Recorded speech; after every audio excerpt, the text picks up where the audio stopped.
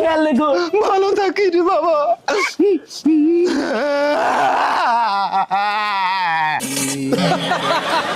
কি গো, বিয়ের পর 1 মাস ধরে তুমি বাড়িতেই বসে আছো, এবার একটু কাজ বাজ দেখো। আরে এ তুমি কি কথা বলছো? বাড়ির জামাই যাবে বাইরে কাজ করতে? আমি হলাম এই ঘরের জামাই, আমি যদি বাইরে কাজে যাই তোমাদের কোনো মান সম্মান থাকবে? তো তোমাদের লজ্জা করে না? ঘরে এতগুলো মেয়ে মানুষ থাকতে থাকতে পুরুষ মানুষ যাবে কিনা বাইরে কাজ করতে?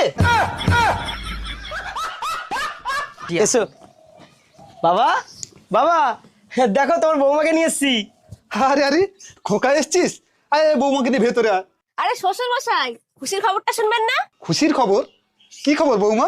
আপনার ছেলে তো প্রেগনেন্ট, এবার আপনি নাতি নাতনির মুখ দেখবেন। ফাজলামি হচ্ছে আমার সঙ্গে? ছেলে কখনো প্রেগনেন্ট হয়? কেন শ্বশুর মশাই, আপনার ছেলে যদি মেয়েদের মতো শ্বশুরবাড়ি থেকে সংসার করতে পারে, তাহলে আপনার ছেলে মেয়েদের মতো প্রেগনেন্ট হতে পারে না কেন?